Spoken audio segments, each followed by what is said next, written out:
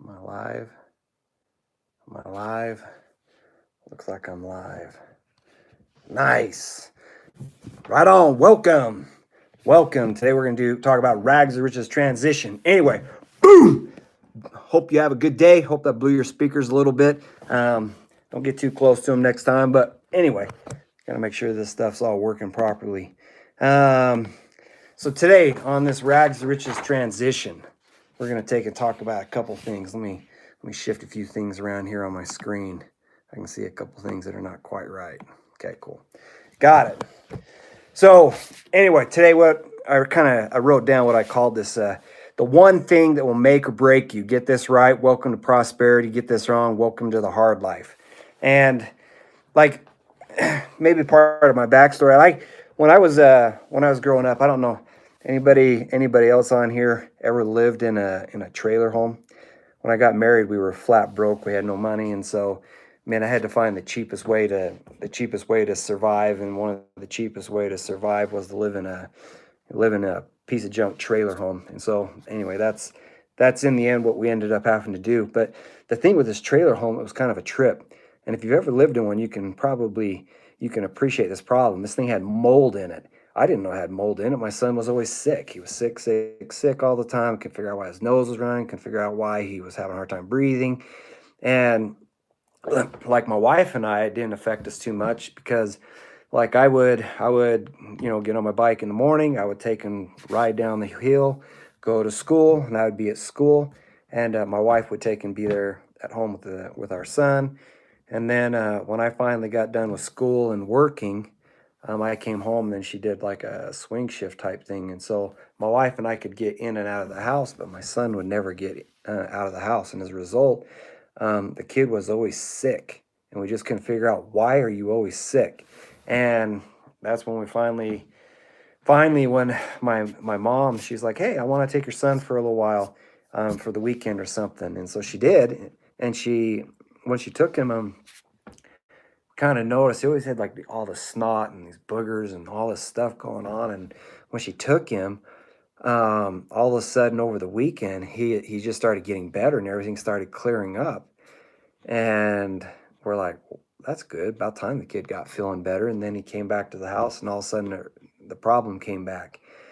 And that's when we actually ended up having somebody come inspect the house, and like, well, the problem is you got mold right here. And it was like in the bathroom, I think the previous owners, it kind of flooded and stuff, and the water heater was just outside the bathroom door, and it kind of flooded, and so the whole floor was actually flooded and covered in mold.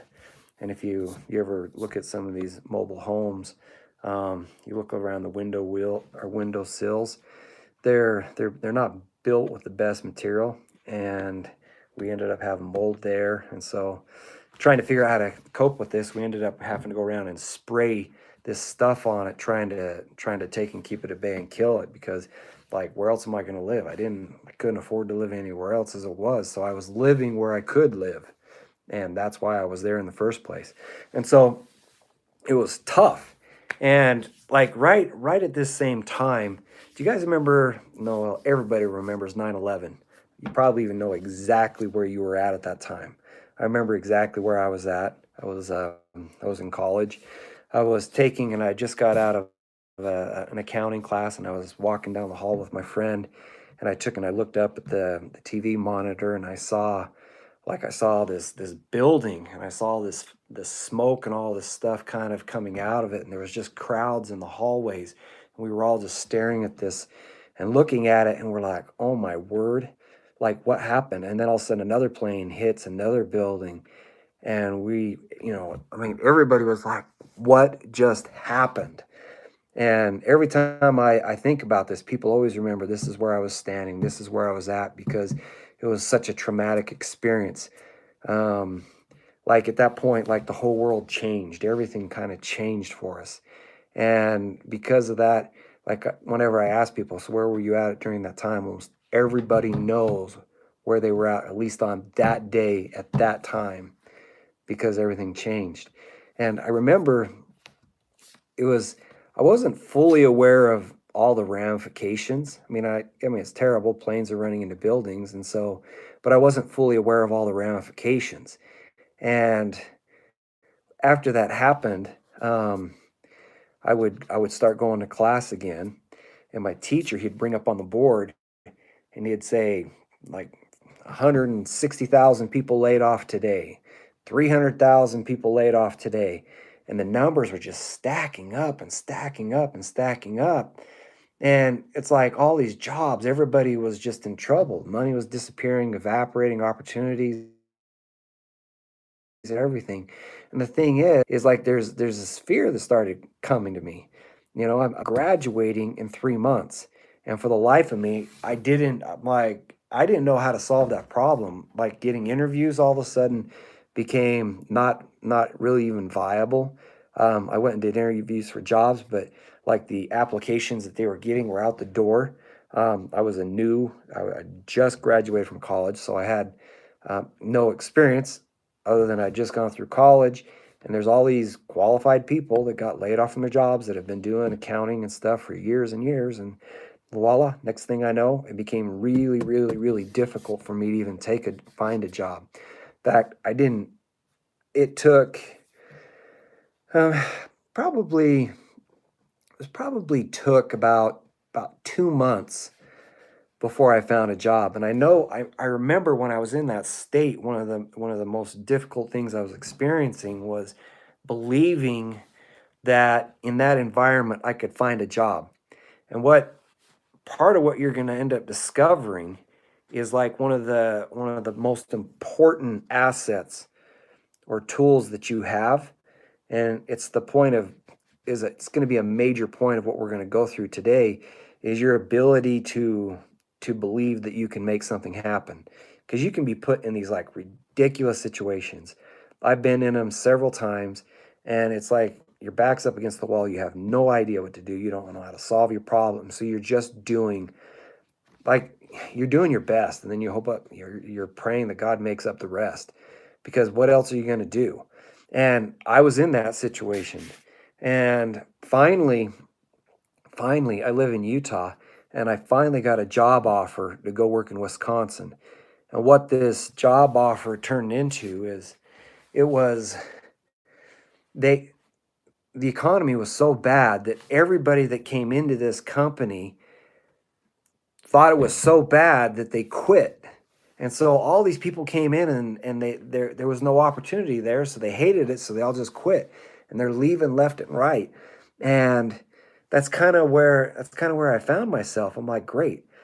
Like, I need to provide for my family. I want to take care of them. I just graduated. And as a graduate, I should be able to go out into the world, find a job, and start providing. And and so in the end, I had to take the job that nobody else wanted. And I went and worked for this little company in Wisconsin that was struggling.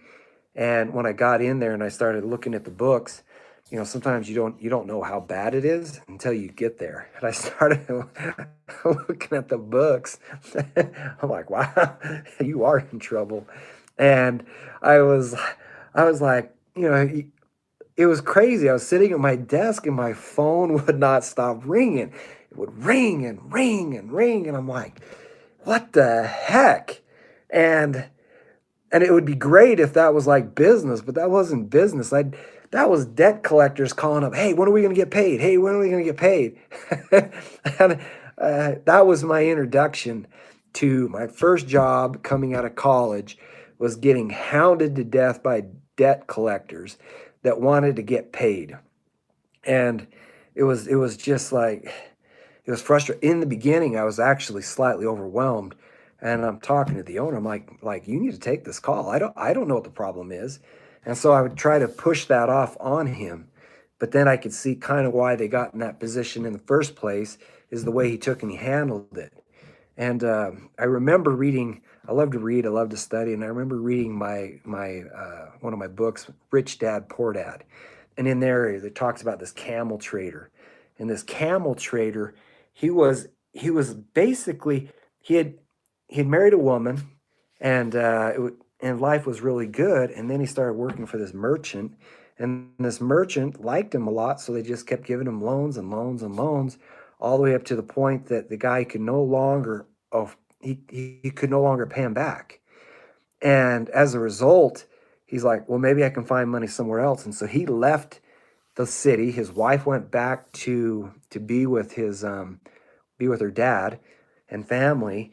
And then he went off into the wilderness and he started, God, at first he was trying to figure out how to make money and try to be legit. And then he finally turned into a raider. He started raiding caravans, and that didn't work out well because eventually he got caught, turned into a slave, and got sold to some rich desert dweller king type guy. And so he went from having the good life. I mean, it wasn't good, but he fell all the way down to the bottom. And finally, like the wife of this guy had a lot of wives, this king, and one of the wives really liked the guy, and so she would always help him, and or at least be sympathetic. And she's like, so is this what you were put on earth to do, is to be a failure? And the guy's, I'm not a failure. She's like, well, you look like a failure. You're living here. Like, what are you going to do about it? And so in the end, the guy's like, well, I can't sit with the failures, so I have to sit apart. So in the end, he couldn't, in his situation, he ended up deciding to own it, that in his arrangement, that he couldn't become, and he couldn't turn his best friends into these guys that were low life failures. He had to go find something different. And as you read the story, this lady, she's like, okay, we're gonna go see my mom. And so pack the camels, pack them big. We're gonna take a lot of supplies.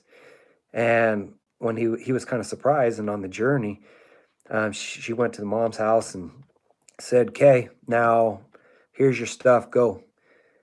And the problem with that is if you get caught stealing the camels and stuff like that from people, they'll kill you. I mean, that's just how that game played. And so he started crossing the desert and trying to get there, and he's making progress. But the heat, the scorching heat, the baking sun, even the camels started to become exhausted. In fact, his water, his food, everything was gone. And as he's crossing this desert, finally he's laying on the ground and he's like dead. Well, mostly dead. And finally, the question came back is this your life? Are you a slave, or are you going to make it work? And he's like, I am not a slave, and I will make it work. And so he kicked his camels and he got them to move, and then he finished trudging across the desert. And when he got back home, he went around to every single one of his debt collectors and said, look, I don't have the money. I'll pay you back, and I'm going to give you as much as I can, but you have to be patient with me. And he said almost like most of them were okay with it. There's a few of them that were just kind of jerks. But every month his strategy was pay everything he could, pay everything he could, pay everything he could. And even people that were jerks to him actually ended up started liking him, to the point that he paid off all of his debt. He had his wife back. He paid off all of his obligations. And it came out of just his determination and his belief system that he could take and do it. I found myself in that same environment where these creditors would not stop calling me. And finally, I just lined them all out. I called them all up. I talked to them, got me a point of contact at every company, and I started talking to them. I'll pay everything I can, and I laid out the Camel Traders plan. And, Walmart, no, it was not. It was Costco sued us. They took the money out of the checking account. But everybody else, they allowed me to continue to buy goods and services from them on a cash basis. And then I sent them a check every month, and I sent as much as I could. Some months it was lean, some months it was more. But in the end, as soon as I laid that out, the phone stopped ringing. And all of a sudden, I just saw this glimmer of hope to work my way right out of this problem. And so life was good. And we started prospering. We started finally getting business. We finally started getting traction. We finally started honing our path forward. And I was like, this is awesome. And I'm loving it, right? But the part of the way I was able to do that is I had to manage the books with like an iron fist. It was like that the owner would come to me, "Can we do this? Or we're gonna do this." I'm like, "No, we're not." Man, I got really, really good at saying no. And he got really, really good at trying to be persistent. And I just said no. And it seemed strange, but I didn't know how else to navigate in that environment, because what he wanted to do would have put us exactly where we were in the first place, which was flat broke. And so I said no. And life started coming good. We started having cash in the checking account. Life was really good. And then I noticed, I mean, it's his company, and he started making decisions and stuff where he started taking money out and started doing the same stuff that got him in the trouble. And I'm like, great. So here, basically it's going to be a rinse and repeat. And since I wasn't willing to be a part of that rinse and repeat, I ended up literally just picking up my family, moving from Wisconsin to Tucson, Arizona, without a job. And then all of a sudden this fear came back in, like, how am I going to make this work? And I remember going for walks with my wife at night, and we would walk up and down the streets, and I see these houses, and I'm like, man, it'd be awesome to buy this house. Like, the house was small, it's like 1,500 square feet. But it was like, to be able to accomplish that was like massive accomplishment. But I didn't think we'd ever be able to do it. And like, is the next thing I know, probably I had a mindset shift. And I, God, I felt like if you keep thinking small, you're never going to be able to do it. And finally, I ended up getting a job at the company called Raytheon I'd mentioned previously. And within probably, I don't know, 3 months of walking down the street with my wife, looking at this thing that was totally out of reach, all of a sudden, we figured out how to bring it in reach. And next thing you know, I'm in a house. Actually, not the exact same floor plan house that we were looking at. We bought that exact same house. And it was like, wow. One of the things that you're going to discover going through this challenge and learning how to do this rags to riches transition, the biggest thing that's going to stop you, and the biggest thing that's going to get in your head, is your belief system, that you're not capable and able to figure this out. And if that becomes woven into your belief system, then you're right, you will fail. Everybody knew like a 4-minute mile couldn't be broken, right? Until a guy named Roger Bannister finally broke it. And as soon as he broke it, weeks later, more people broke it, and then more people broke it, and then all kinds of people broke it. You know, we create these artificial barriers thinking that we are incapable of solving that problem. I thought it was, for a while there, I thought I was incapable of finding a job after 9/11 happened. But I did. It was a piece of crap job, but nevertheless, I still found a job and figured out how to provide for my family. When I picked up and I moved from Wisconsin to Arizona, it was about 2003. And so the recession wasn't quite gone. And for the life of me, I had no idea what I was getting into when I went into that town. That town's tough. Trying to find places or opportunities to work is tough, but I found a way. And one of the biggest challenges you're going to have is your belief systems, not thinking that you can make a rags to riches transition. And the other big thing that's going to get in your way, because you don't believe it, you're not going to give time to it. And you got to get your mindset right. We've got to be able to identify. We've got to be able to identify the one thing. What is the most important thing? If I solve this one thing, you're going to hear me hammer on this a lot. If I solve this one thing and I get this right, the rest of the dominoes in that sequence, in that chain, they fall. And that's the key. But then believe that you can do it. And as soon as your mindset shifts to, Like, I can't do it. A better question is how can I do it? Tony Robbins talks about that all the time. He says that the quality of the questions that we ask determine the quality of our lives. And if your life sucks, you're asking a bad question. If your life is amazing, you probably ask good questions or better questions. And so be careful. The things that you play in your head and the questions that you ask will cause your failure to occur. That's why when I look at this rags to riches transition, like my back is up against the wall. I am concerned. I've got to find a way to take and to start turning the spigot on. But I know the one thing that if I get this thing right, it solves all my problems. It's very possible I'm going to have to go find something else I know that I can turn cash on much, much quicker so that I can at least float it while I work on this the most important thing. But I get it. Your belief system is going to determine it. And you're going to see, and part of the reason I'm documenting this is you're going to see I will make this transition.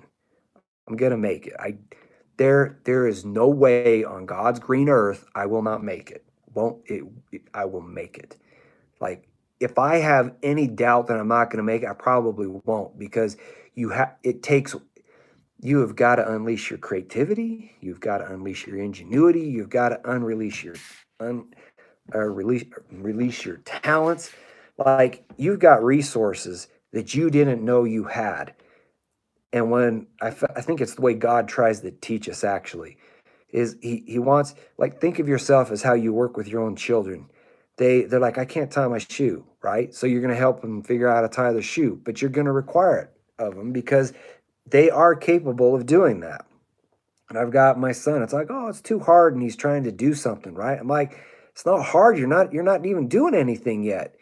But a lot of it's probably because it's in your head. Like, you can see an example of this. Like, somebody says, hey, can you go over there in that cupboard and get me some salt? And you're like, I don't want any salt. There's no salt in the cupboard. And they're like, yeah, it is. Just go over there and get it. And they're like, oh, there's no salt in that cupboard. And finally, you're walking over there. You crack open the thing. See? No salt. Right? There's no salt. I told you there's no salt. This was a waste of time. There's no salt. And you're like, see? Just what I said. And then the person comes over and they open the same door you did. And they go, see? There's the salt right there. Like, he had already determined in advance, preconditioned his head to be blind to the opportunities. So then when he cracked open the door, he's like, see, no salt, right? And he saw exactly what he expected to see. He didn't see it. People get these, like, when they talk about, like, your adversity and these afflictions, they always come with a seed of opportunity. When one door closes, somehow another door opens. And maybe this is part of my door that's opening, because if my world hadn't fallen apart, I probably would not have spent time documenting this journey so that it could reach you specifically where you can make this transition. I remember driving to and from work, and I mentioned that I always felt like when I was going to work, I was going to an anthill, and I was never going to advance, ever, never, ever. And the big thing that shifted in my belief system is when I transitioned to Utah, and I had to rediscover how to hunt to figure out how to provide for my family. And so right now, it's with me right here, right now, it's a test of my belief system. And your belief system is going to get tested. And there's some things that you just need to throw away because they do not belong in your head. Like the negative talk, not believing that you're capable, thinking, oh, I don't have time. Okay, like, let me ask you a question. Who's got more time in a day than you? So you got 24 hours, I got 24 hours. Does anybody got 36 hours in a day? No. Okay. Then you got a problem. You have time.